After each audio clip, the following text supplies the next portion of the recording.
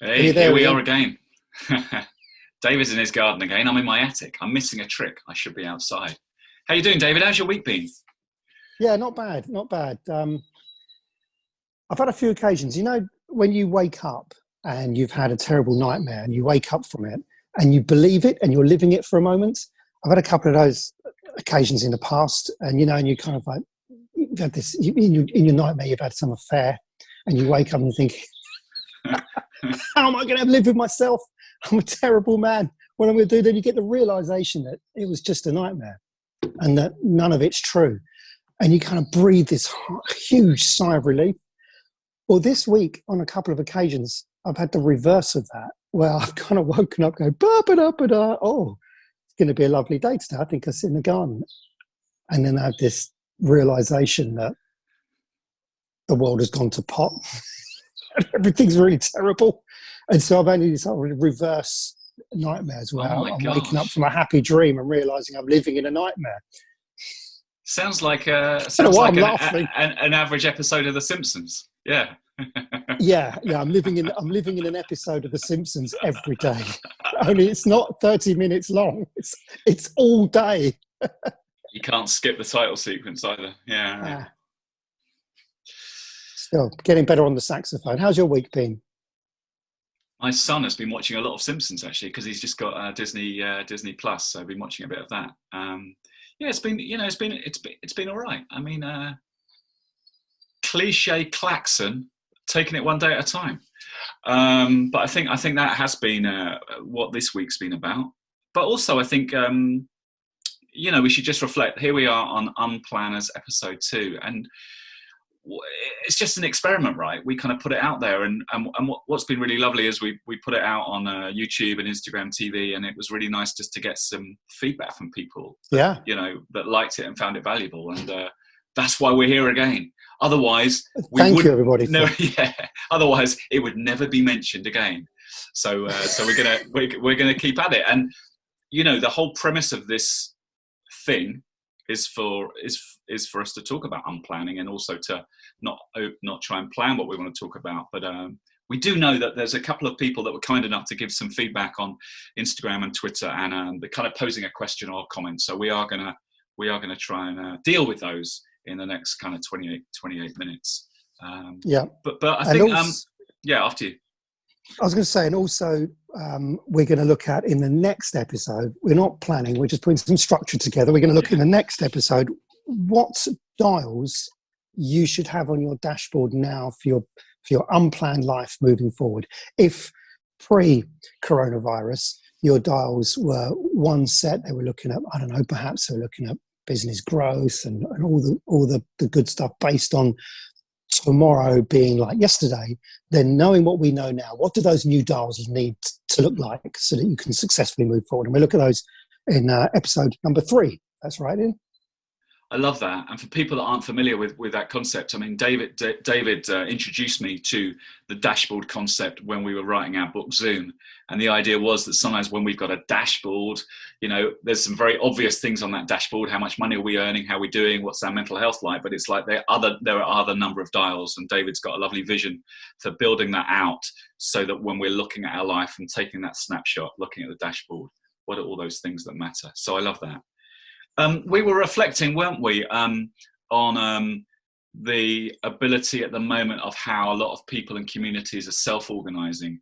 You talked about that last time about a colleague of yours who's starting doing dog walking in her neighbourhood. And there was a lovely piece by Ben Terrett. Ben is CEO of Public Digital, which is kind of a digital transformation business. I don't know Ben personally, but there was a lovely essay that I think we both read in the last few days, and I'm just going to read out I think it's a lovely kind of context for what we're talking about today, which Ben put in that piece, which is this: it is striking that so far the best responses to this faceless threat are from self-organizing, diverse teams of people. And when I say teams, I mean streets on WhatsApp or adult social care groups linking with food delivery networks. And these sets of people aren't looking to steering committees. They aren't reaching for pre-baked solutions. They're getting on with meetings today's needs, then tomorrow's, then the next day's. And I think I love that. and we're seeing that all around us with the 8 p.m. Thursday applause for carers and everything else. And we've got a WhatsApp group in our neighbourhood of people that we never even spoke to before. I'm sure the same in your neighbourhood. And this is the Unplan, right? Yeah. It's as lowered we're flattening a curve in the health system right now, but there is another curve flattening as well at the same time. And that is the entry to being a leader. Now, I know we touched on this briefly last time, but I think it's really important we all realise that we can all be leaders now. You do not wait to be asked. You do not have to be told. You can step up and do something that reflects your true values and make a difference. And that's the power of leadership. You don't need a great plan to get there. You need a goal that's in front of you that you can achieve. That feels quite liberating, doesn't it? Because I think leadership always felt quite a grown-up term, and like, oh, I better have a plan for that and know what I'm doing. So I love your reinvention of leadership in that sense, or redefinition of it, and it's very empowering, and it's all for everyone, isn't it? Yeah. I've just realised. Yeah. I think I've just realised. Does this plant make it look like I'm Sideshow Bob sitting here? I just saw myself in the corner of the screen because I'm using my mobile, so the screen is tiny, right? And I just thought I'd just be like, it's another Simpsons reference. Yeah. Look, do you think it would be useful to kind of just challenge each other, or with you know what we mean by Unplan, so that if people are interested, they can kind of embrace that mindset as well. Because I am aware that when we talk about unplanning, and I know we did this in the first episode, we tend to use words that get used a lot: agility, navigating uncertainty. Just for you, David. I mean, I know you run a small business that needs some element of planning, but just in terms of your kind of mindset and your approach to living, and I'm not talking about necessarily during C19. I'm just talking generally. You know, how does unplanning manifest for you? Because I've got a really strong sense of how it manifests for me on a daily basis, and I'm a bit freer than you because I'm not I don't have a co-founder. I don't have a team of people I need to be responsible to. So I know what unplanning my life looks like on a Monday to Friday and how I live my working life. But what about you? So I have responsibilities that need to be first and foremost taken care of, like most people. There's family and there is business. But what unplanning enables me to do that's different is have a blank sheet of paper that I'm allowed to have beside me all the time. And anything can be entered onto that blank sheet of paper. There are no restrictions. It's not framed within, this has to be a family, a health, or a business, or a wealth point of view. This is a blank sheet of paper, which gives me a license to be curious. And out of curiosity, true innovation is born. Sometimes the ideas I have fold directly, just by chance, they're not by design, fold directly back into the business, fold directly back into the family, fold directly back into improving my life. Sometimes they do not, but they take me on a wonderful journey where I learn. You always end up learning something that folds back into your life. So for me, Ian, that unplan is that blank sheet of paper I'm allowed to have. I have permission to carry around with me, like you do with the moleskins. I have my moleskins. They are liberated and free for me to write in, for you to write in, for any of us to write in what we wish without any constraints. I love that, and that's very encouraging to hear that from someone that's running a small agency where you obviously have to work hard to give yourself that sense of freedom and liberation. Ian, I'm going to challenge you there. Yeah, there is this perception that we all have to work very hard to get something we want. Yes. When it comes to unplanning, I want to just challenge on that and say, how hard do we really need to work to create an extra 20 minutes in our day? And I know we've covered this before in our first book together, Zoom, where we unpacked it and we went, really? Because a lot of people told us when we were talking to startups, they just didn't have the time. I haven't got the time to start my side business. But when we unpacked their day, there was always more time. Yeah, I mean, I'm not sure it's about time. I think it's about mindset. You know, like we're not entering data into a spreadsheet. You know, we need to have that certain mindset to be feeling that we're going to write on that blank sheet of paper. Or so I'm not sure it's necessarily about time. I think what I was patting you on the back for was the sense that you embracing this mindset amongst what you're doing in an agency and having that focus, that you've got this. I love that. I kind of see it as you've got this. I know you said it's in a notebook, maybe. I love it. You've always got this blank sheet of paper or this kind of whiteboard everywhere you go, like your virtual reality headset. You've always got this white thing. And I literally do. Look, there it is. You know, I have a piece of paper. You've written all over it. That's yeah.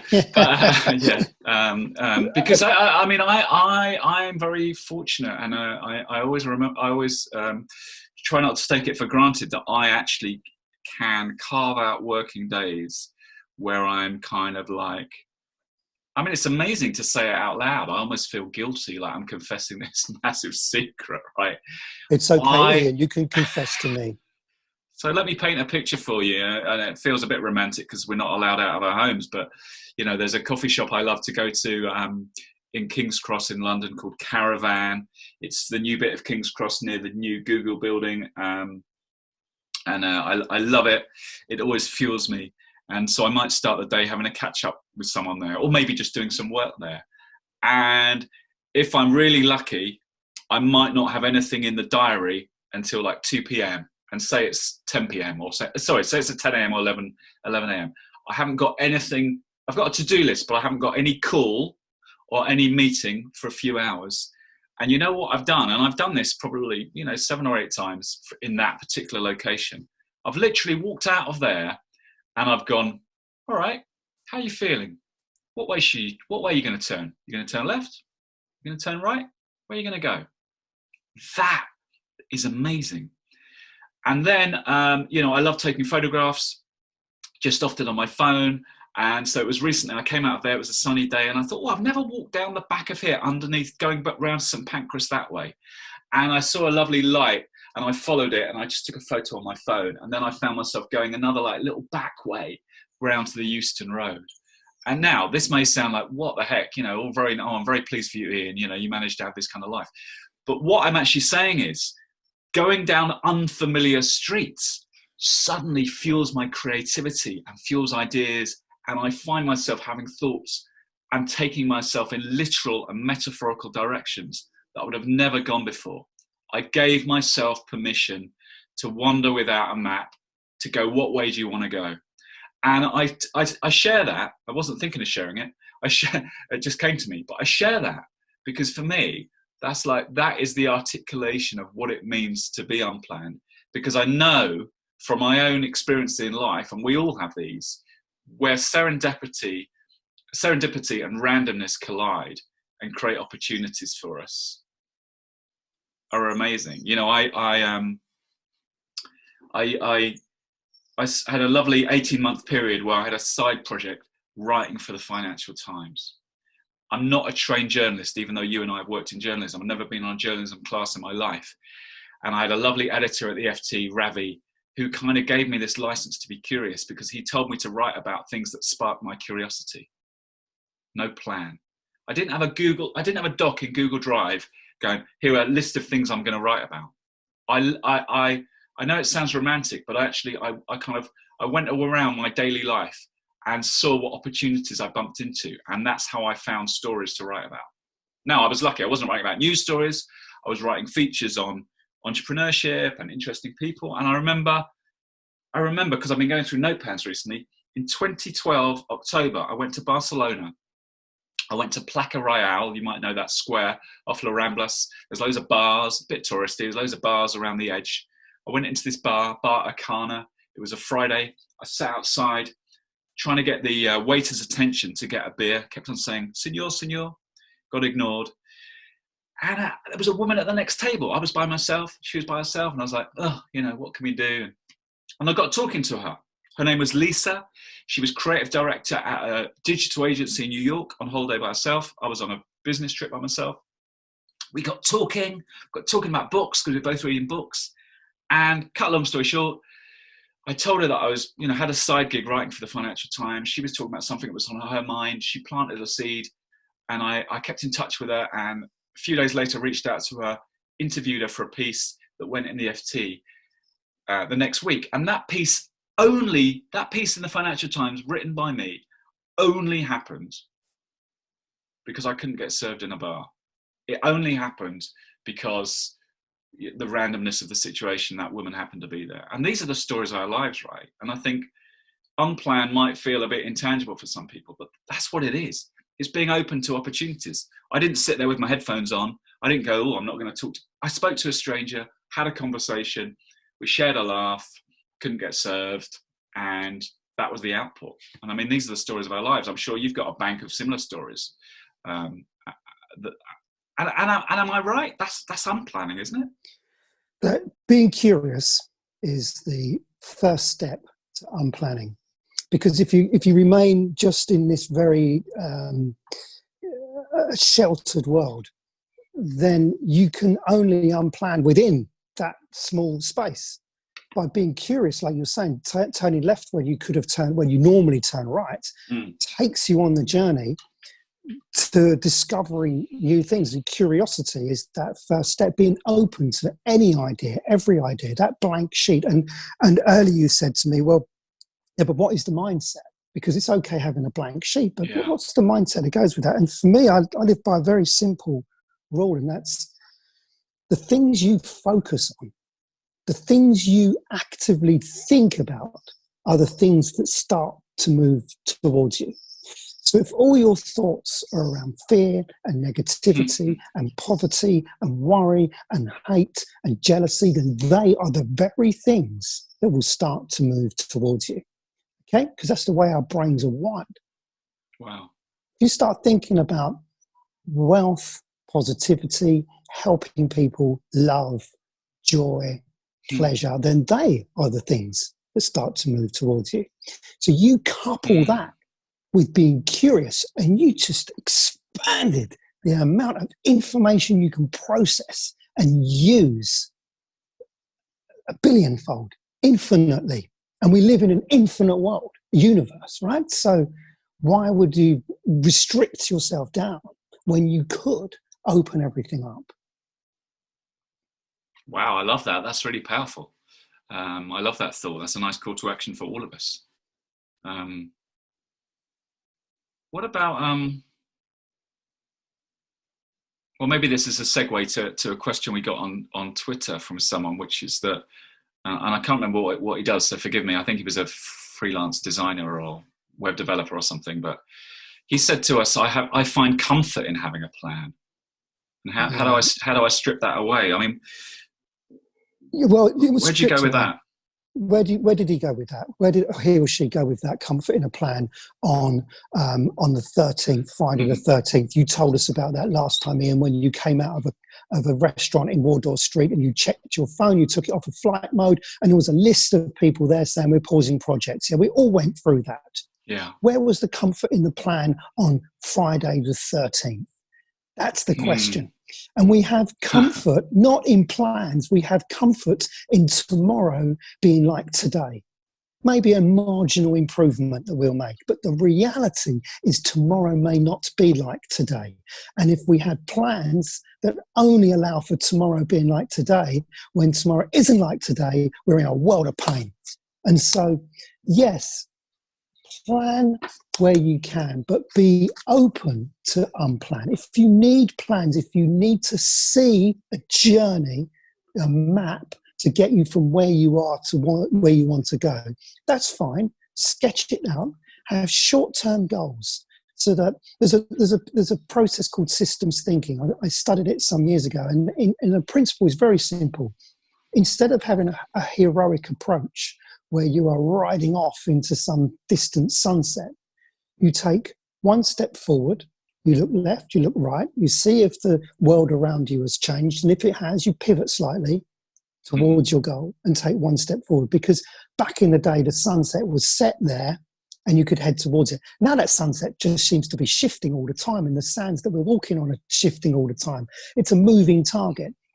So have your plan if you feel comfortable with your plan. Don't take away what makes you feel comfortable, but also have a mindset, that blank piece of paper next to you that says, I'm going to be curious because tomorrow may not be like today, and I want to be ready for it. And we know that now that our government, here we are on Good Friday, and our government are assembling over this weekend to talk about the exit strategy for COVID-19. Yeah, we don't know what that plan is yet, and they probably don't know what that plan is yet. So having seen that and I need to have my robust plan for out isn't going to be possible. But we could be curious as to what the different varieties or flavors of that exit could look like, and then we can have a blank piece of paper and we could sketch out what that would mean to us, and we may have 3 or 4 plans running with space in between them to be flexible. That's my answer to someone who needs comfort in a plan. I understand that, and I'm not knocking that, and I don't think unplanning is better. It's just another way of doing it. Yeah, I mean, I agree. I suppose all I'd add to that is if you're a freelance copywriter, I think Sash is a freelance web guy. But yeah, I think what I'd say to that is, you say you're a freelancer and your kind of revenues have been decimated by this, and you might think, how do I rebuild? I need a plan. Well, I think to echo what you've just said, David, I think it's about I don't know, I was going to kind of use the words ready for action, like, being ready for action, being the right mindset and being ready to spot opportunities and jump after them, rather than build a plan with what those opportunities might be. I think you've got to be I don't know if this is the vision that's coming to me. I don't know if it's the right metaphor, but it's like Hawk-like, it's like, spotting where the opportunities are and jumping on them. And it's not always about the survival of the fastest, but it's about being considered and maybe watching over the rooftops and seeing what's going on. Now, we had a nice comment. Was a comment, I think, rather than a question from Emma on Instagram, who was let me just pull it up. Was talking about. She said this is a cool conversation. Thank you very much. With some interesting points. We're currently living with 2 rules in both work and life. 1, surrender to the flow. 2, creative action. She said to us, not only are these things keeping our mind away from the stress and fear, they are leading us into exciting and uncharted waters that I don't think we would have ventured into if we didn't think we were going to lose our business. Shit, yeah. I've no idea how it will end. For now, we're enjoying the adventure. So, wow, I love that spirit, Emma. Thank you, Emma, for that. Yeah.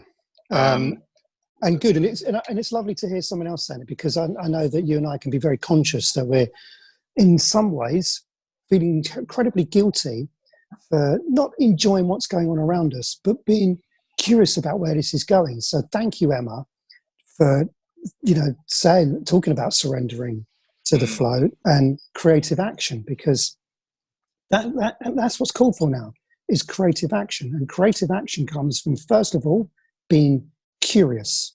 Yeah. And then secondly, acting on that curiosity. Now, I read a wonderful book by, I think it's James Webb Young, many years ago. And James Webb Young was I think he was a copywriter back in the day when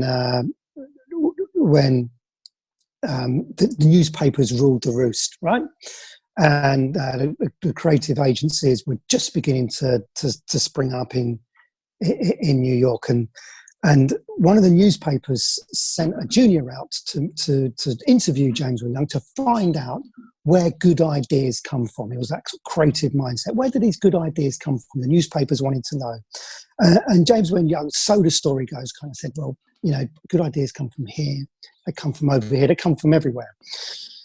But he got thinking about himself, and then he wrote a book, a technique for creating ideas. And he basically broke it down into 5 steps for creating ideas. And this is the creative action that I'm talking, in answer to Emma's. I know it's not a question, Emma, but sort of flesh out a little bit and explore what you mean by creative action. So there's the 5 steps. The first one is to gather up as much information as you can. Hey, that ticks the curiosity box right in. Yeah. The second one is to get your first ideas out of the way. They're the knee-jerk ideas. You think they're the answer, but they're not. And anyone working in the creative industry knows they go, oh, I know the answer. Yeah, sure. Get the first ideas out of the way. The third step is to forget about it. Let the mind go to work in solving the problem. It now has all the data, yeah?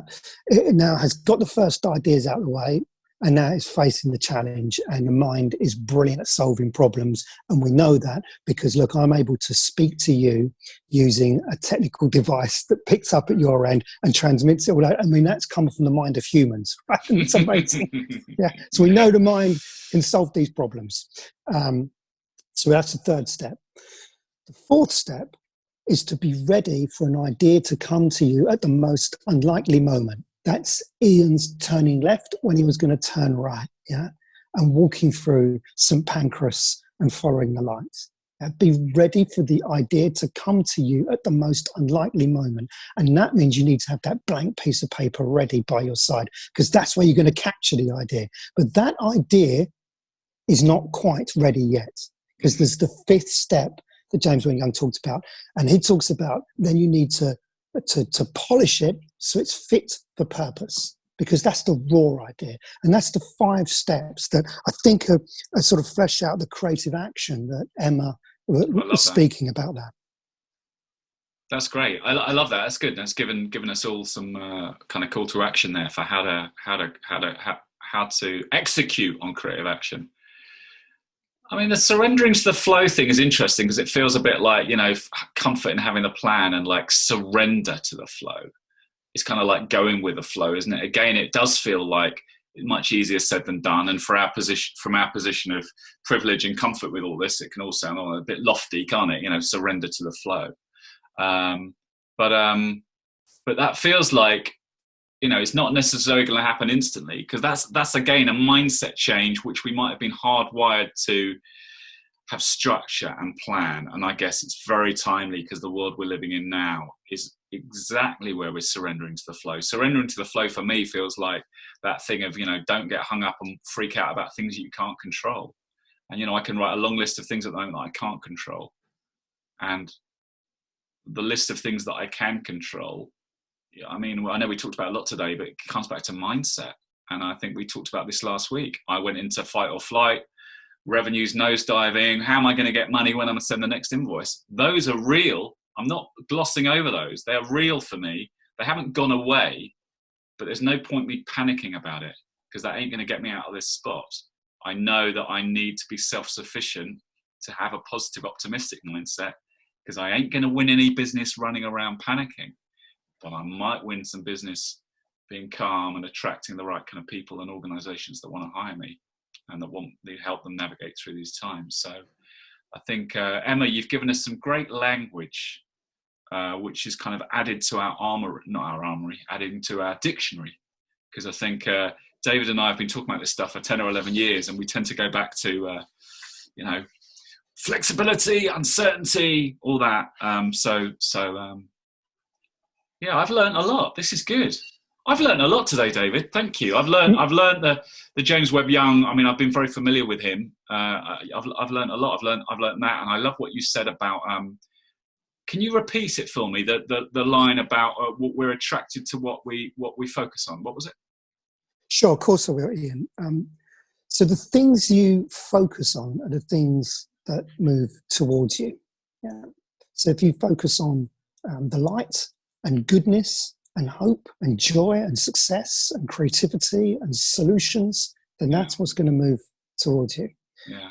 Obviously, if you focus on the opposite, that moves towards you. Okay, so in a way, that's what I've just been telling you I've been doing, but now you've given me a framework to understand it in, which makes sense. It gives us a way of checking ourselves, right? In these times where it can feel a lot of pressure and we don't know how to escape it, then that gives us a checkpoint to go, hang on, am I focusing on what I want to move towards me, or am I looking at this bill that's come through the door that I was hoping wasn't going to arrive this week? Am I looking at invoices that are 10 days overdue for payment and thinking that they may never be paid? What we focus on is what moves towards us. Now, I don't mean that if you start thinking that invoice will get paid, it will magically be paid. But you either focus on what you want or you focus on what you don't want. You do have a choice in that, and no one can take that away from you. Well, amen to that. Thank you. Yeah, it's funny because, we've been living with this Unplan concept for a while, and we wrote a book about it, and I had a conversation with a publisher last year who found me in a very random way, and talked to me about unplanning your life. And it's funny because I found the blurb earlier that I had written for that publisher last year, and it was about, we're living in times of, we don't know what's around the corner. And it's like, like where we are now, it's like, that's on steroids. And I think you made a really good point earlier about people that say, I find comfort in having a plan. We have the evidence here in front of us, which is, did you have this on the plan? And that's a really good reminder that it wasn't on the plan, and it's a good idea about where plans don't work.